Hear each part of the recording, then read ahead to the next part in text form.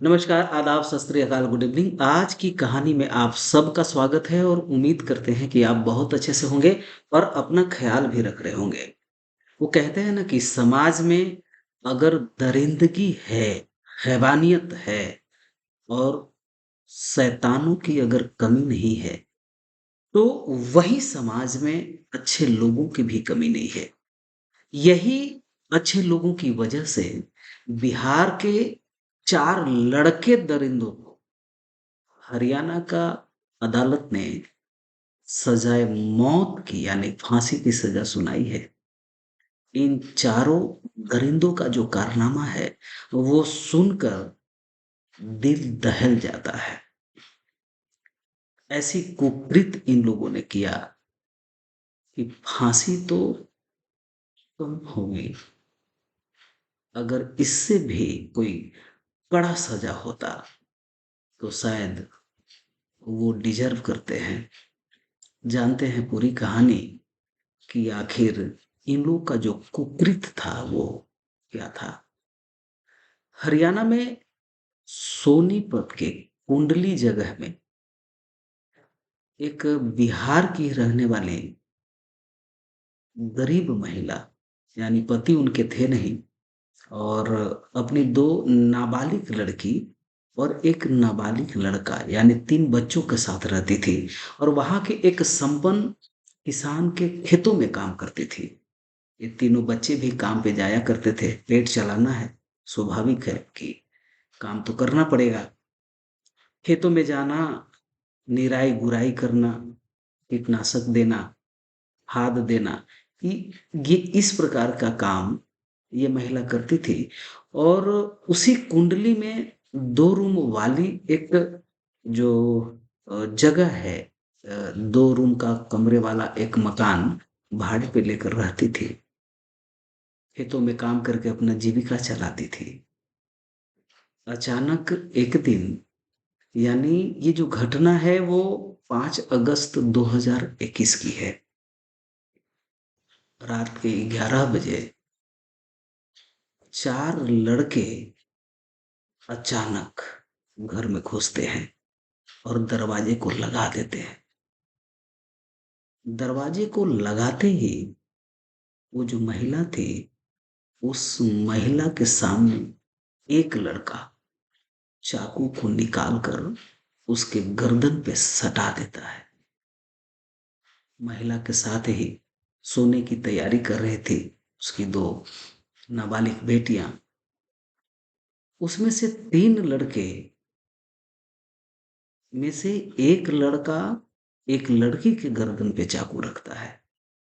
बाकी बचते हैं 2 लड़के और वो 2 लड़के एक लड़की को पकड़ते हैं और उसके साथ दुष्कर्म करना स्टार्ट कर देता है।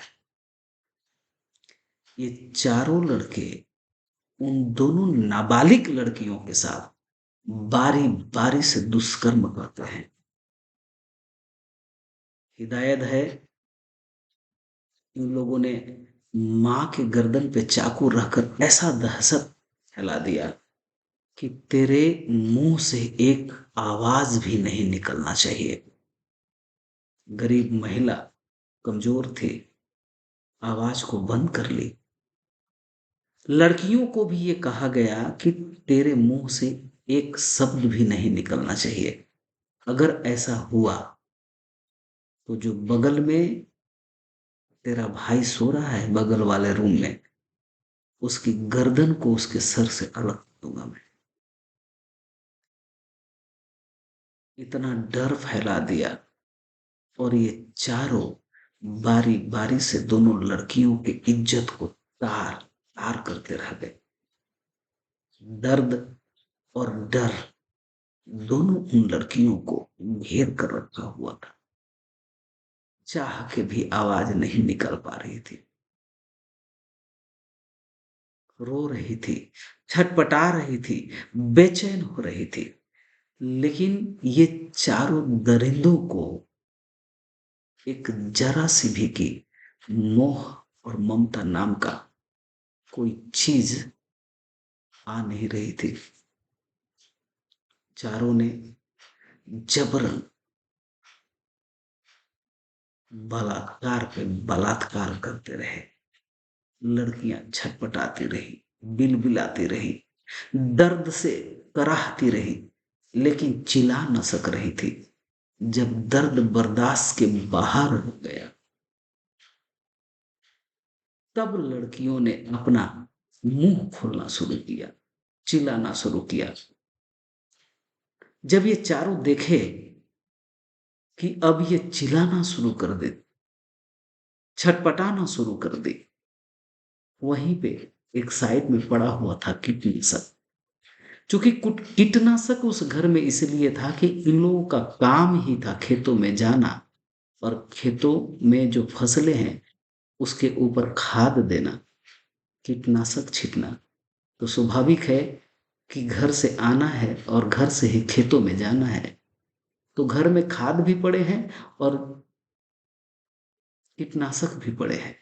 उसमें से एक लड़का उस कीटनाशक को उठाता है, उसके ढक्कन को खोलता है और इन दोनों लड़कियों के मुंह में बारी बारी से डालकर जबरदस्ती पिला देता है। एक बोतल पकड़ता है, दूसरा उस लड़की का मुंह पकड़ता है। इस तरह से उन दोनों लड़कियों को कीटनाशक पिला देता है। जैसे ही कीटनाशक जाता है, ये दोनों लड़कियां छटपटाने लगती है। इस सारा का सारा कुकृत माँ अपनी आंखों के सामने देख रही है। माँ का कलेजा फटा जा रहा है। ताकत है नहीं कि इन चारों से लड़ सके। मन तो ऐसा कर रहा था कि इनके कलेजे को चीड़ कर रख दे, लेकिन बेबस है वो। बेटे का मोह सता रहा है। अगर यहां कुछ बोला तो इन लोगों ने कहा है कि वो दरवाजा भी खोल के उसके गर्दन पे चाकू हम चला देंगे। माँ डरी हुई है, सहमी हुई है, बेचैन हो रही है, छटपटा रही है, रो रही है, लेकिन मुंह से आवाज नहीं निकाल पा रही। ये चारों दरिंदों ने जब ये देखा कि अब ये लड़कियां छटपटाना शुरू कर दी हैं, तब वहां से उसी हालत में छोड़कर वहां से फरार हो जाते हैं। रात का समय जैसे तैसे गुजरता है। गरीब है, अपनी बच्चियों को लेकर कौन सा हॉस्पिटल में जाए, लोगों को क्या कहे। खून से लथपथ,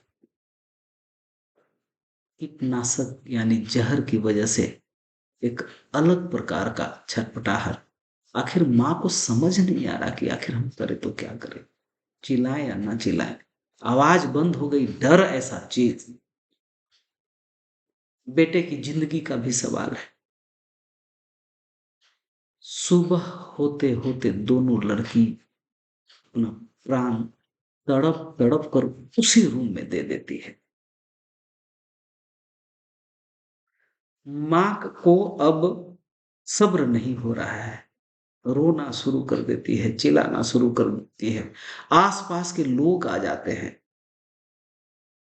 उन आसपास के लोगों ने ही पुलिस को ये सूचना देता है कि यहाँ पे इस प्रकार की घटनाएं हो गई है।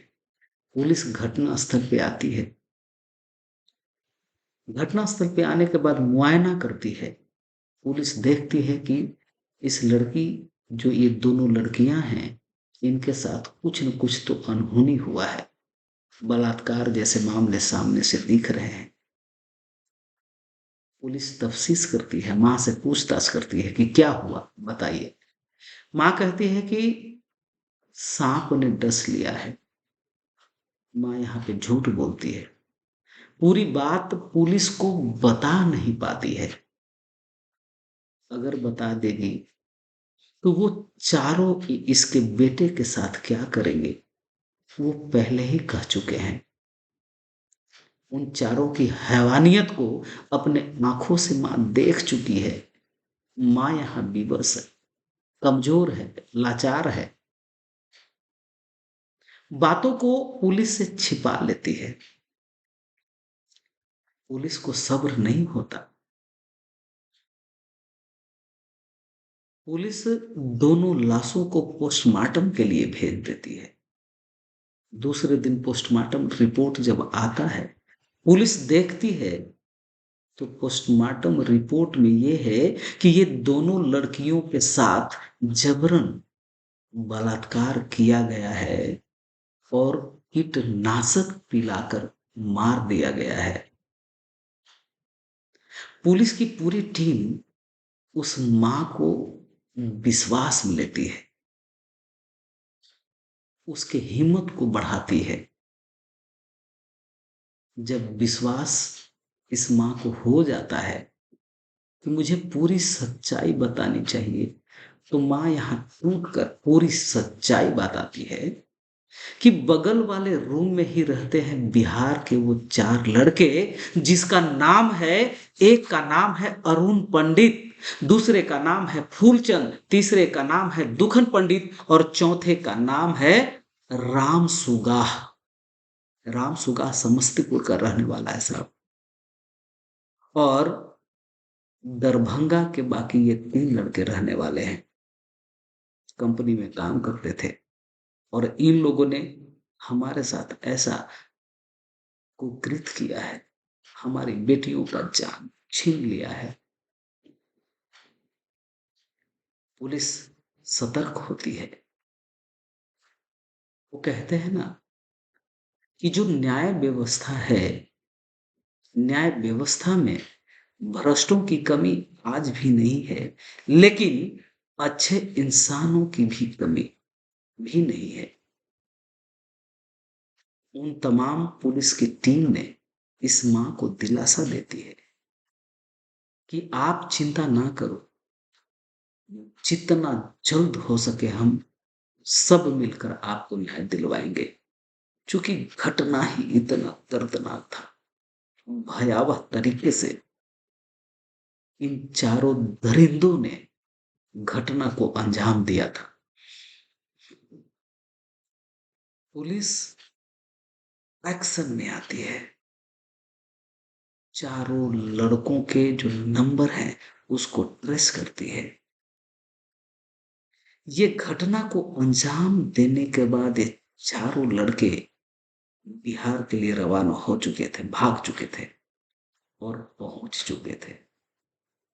नंबर को ट्रेस करने के बाद पुलिस पहुंचती है, चारों को गिरफ्तार करती है और चारों को जेल के सलाखों के पीछे भेजती है। जब पुलिस पूछती है तो ये चारों जो कुकृत किए थे और जैसे कुकृत किए थे वैसे के वैसे पूरी की पूरी कहानी पुलिस के सामने रख देते हैं। चूंकि पुलिस का जो रवैया था पूछने का, वो बताने की आवश्यकता नहीं है।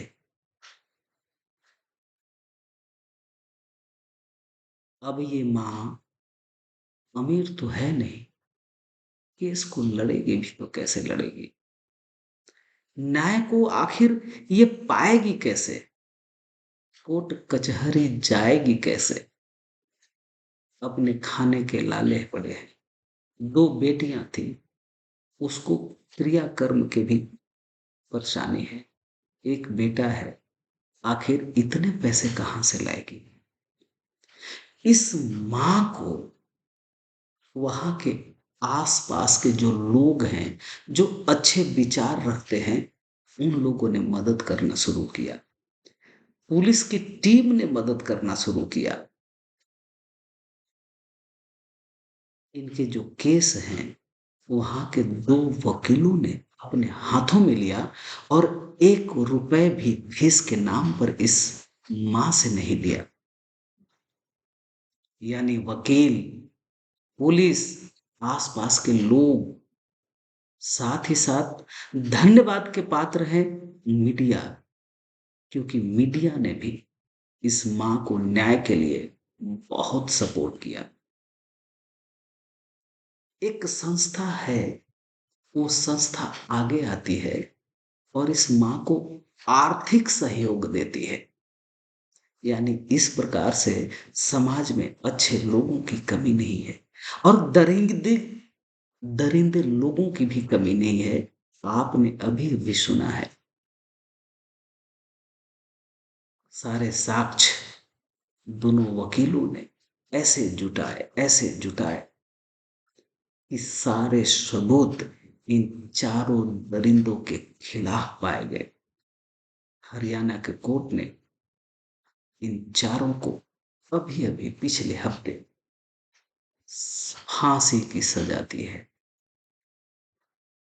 यहां बात यह है कि जघन्य अपराध हवस के आगोश में आकर ये चार लड़कों ने तो कर दिया, लेकिन ये चार लड़के अगर संपन्न होते तो क्या बिहार छोड़कर हरियाणा काम करने के लिए आए होते?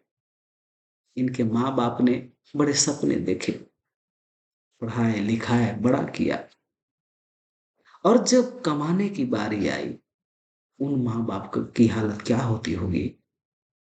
उनके माँ बाप ने, ये चारों दरिंदों के माँ बाप भी परेशान हैं और हाई कोर्ट जाने की व्यवस्था कर रहे हैं। अगले उच्चतम से उच्चतम न्यायालय में जाकर फाइट करने की व्यवस्था में लगे हुए हैं। उनकी हालत पूरी खराब हो सकती है कोर्ट और कचहरी करते करते। बेटों की तो जिंदगी खराब हुई ही, ये चार नालायकों ने अपने घर की भी जिंदगी को खराब कर दिया, नरक बना दिया। दोस्तों, समाज में ना अच्छे लोगों की कमी है और दुष्टों की तो कमी है ही नहीं। आज की कहानी में बस इतना ही। हमारा और हमारे टीम की तरफ से संवेदना है उस माँ के लिए, उन दोनों बच्चियों के लिए। लेकिन न्यायपालिका पे भी भरोसा है कि न्याय मिलती जरूर है। अगर कोई कुकृत किया जाए, अपराध किया जाए, तो अपराधी बचता नहीं है। न्यायपालिका पे भरोसा रखना अति आवश्यक है।